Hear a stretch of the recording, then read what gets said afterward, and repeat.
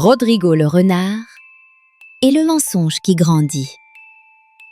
Chapitre 1. Le grand pêcheur. Ce matin-là, dans la clairière enchantée, Léa la souris malicieuse et Gustave l'éléphant maladroit prenaient leur petit déjeuner sous le grand chêne, quand Rodrigo le renard arriva en courant tout essoufflé. « Mes amis !» cria-t-il en agitant ses pattes.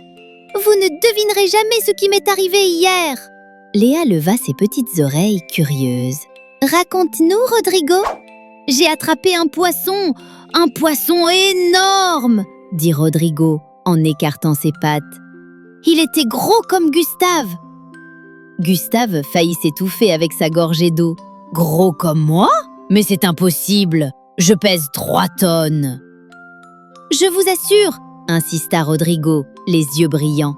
« Un poisson gigantesque ! Je suis le meilleur pêcheur de toute la forêt !» Léa fronça ses petits sourcils. Quelque chose ne lui semblait pas tout à fait normal. Chapitre 2. L'histoire grandit. Le lendemain, Rodrigo revint avec une histoire encore plus extraordinaire. « Hier, je vous ai dit que j'avais pêché un gros poisson, n'est-ce pas ?» dit-il en se pavanant. « Eh bien, en fait, c'était une baleine. »« Une baleine ?» s'exclama Gustave perplexe. « Mais Rodrigo, les baleines vivent dans l'océan, pas dans notre petite rivière. »« Cette baleine était spéciale, » répondit Rodrigo en se grattant la tête. « Une baleine de rivière, très rare. Elle faisait des sauts extraordinaires. » Léa regarda Gustave avec un air dubitatif. Elle commençait à avoir des soupçons. « Dis-moi, Rodrigo, » demanda-t-elle malicieusement. « Où est cette baleine maintenant ?»« Oh, elle est repartie dans l'océan, » dit Rodrigo en détournant le regard. « Par un tunnel secret !» Chapitre 3. Le dragon de la rivière. Le 3e jour, Rodrigo arriva avec une histoire encore plus incroyable. « Mes chers amis, » annonça-t-il solennellement, « je dois corriger mon histoire. Ce n'était ni un poisson ni une baleine, mais un dragon aquatique. » « Un dragon ?» s'écria Gustave, les yeux ronds comme des soucoupes. « Oui, un dragon bleu avec des écailles dorées. Il crachait de l'eau au lieu du feu, et je l'ai vaincu avec ma canne à pêche magique. » Rodrigo faisait de grands gestes théâtraux. « Souche ! Je lui ai lancé ma ligne. Splash ! Il a plongé, et moi, courageusement, je l'ai tiré hors de l'eau. » Léa n'en pouvait plus. « Rodrigo, tu veux nous montrer cette canne à pêche magique ?»« Elle a disparu. Le dragon l'a emportée en partant. » Chapitre 4. L'enquête de Léa. Léa décida de mener l'enquête. « Gustave, viens avec moi. On va aller voir cette fameuse rivière. » Ils se dirigèrent vers la petite rivière où Rodrigo prétendait avoir pêché ces créatures extraordinaires. Léa, avec ses petits yeux perçants, examina tout attentivement. « Regarde, Gustave, » dit-elle en montrant le sol. « Aucune trace de grande créature, pas d'empreinte de baleine, pas de marque de dragon. » Gustave, malgré sa maladresse, fit une découverte importante. « Léa, regarde ce que j'ai trouvé dans l'herbe. » C'était une petite canne à pêche toute simple, avec au bout de la ligne, un minuscule poisson en plastique de la taille d'une sardine. « Oh là là !» rit Léa. « Je pense qu'on vient de découvrir la vérité. » Chapitre 5. Les preuves s'accumulent. Léa et Gustave continuèrent leur enquête. Près de la rivière, ils trouvèrent d'autres indices amusants. Des traces de pattes de renard, pas de baleine. Un seau en plastique avec écrit « Jouet de bain ». Un livre ouvert sur l'herbe. Contes et légendes des dragons. « Gustave, tu vois ces preuves ?» dit Léa en ricanant. « Notre ami Rodrigo a une imagination très créative, mais il n'a pas attrapé de vraies créatures. » Gustave, qui comprenait enfin, se mit à rire. « Oh, alors Rodrigo nous a raconté des histoires inventées. » « Exactement. Et maintenant, il va falloir qu'on l'aide à comprendre pourquoi c'est important de dire la vérité. » Chapitre 6. Rodrigo s'en mêle. Le lendemain, Rodrigo arriva encore avec une nouvelle version de son histoire. « Mes amis, En fait, ce n'était pas un dragon, c'était, un dinosaure aquatique. Non, attendez, c'était un extraterrestre en forme de poisson, ou plutôt, Rodrigo se grattait la tête, complètement perdu dans ses propres mensonges.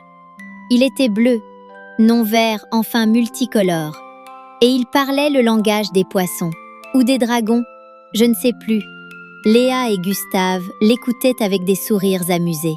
« Rodrigo, » dit gentiment Léa, « tu veux qu'on te montre quelque chose ?»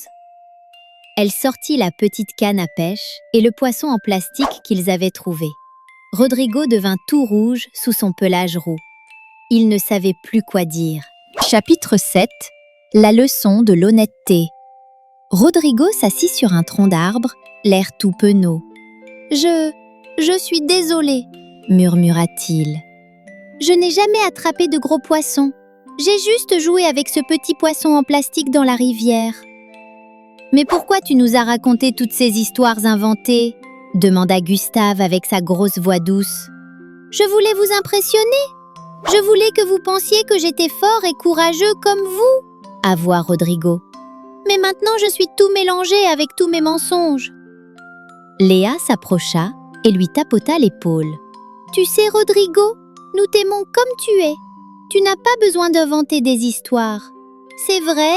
demanda Rodrigo, plein d'espoir. « Bien sûr !» dit Gustave. « Et puis être honnête, c'est bien plus simple. Pas besoin de se rappeler de mensonges compliqués. » Chapitre 8. La vraie histoire. Rodrigo prit une grande inspiration et sourit. « Bon, je vais vous dire la vraie histoire, » annonça-t-il. « Hier, je suis allé à la rivière avec ma petite canne à pêche. Je n'ai rien attrapé du tout, mais j'ai joué avec mon poisson en plastique et j'ai fait semblant de pêcher. C'était amusant, même si ce n'était pas réel. »« Voilà une belle histoire vraie, » applaudit Léa. « Et tu sais quoi ?» ajouta Gustave. « On pourrait aller jouer ensemble à la rivière. On pourrait tous faire semblant de pêcher des créatures imaginaires, mais en sachant que c'est pour jouer. » Rodrigo se mit à rayonner de joie. « Oh oui, et on pourra inventer ensemble des histoires de dragons et de baleines, mais en disant que c'est pour s'amuser. »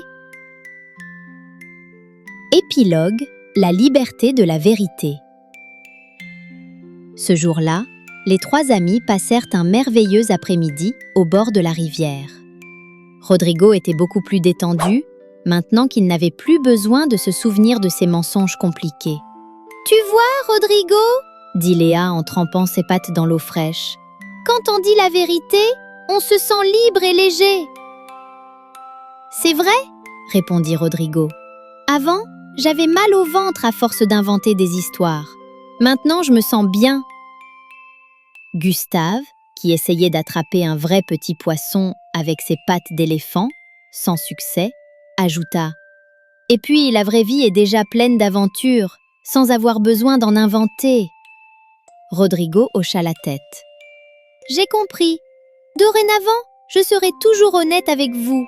Et si j'ai envie d'inventer des histoires, je dirai que c'est pour jouer. » L'honnêteté nous rend libres et heureux.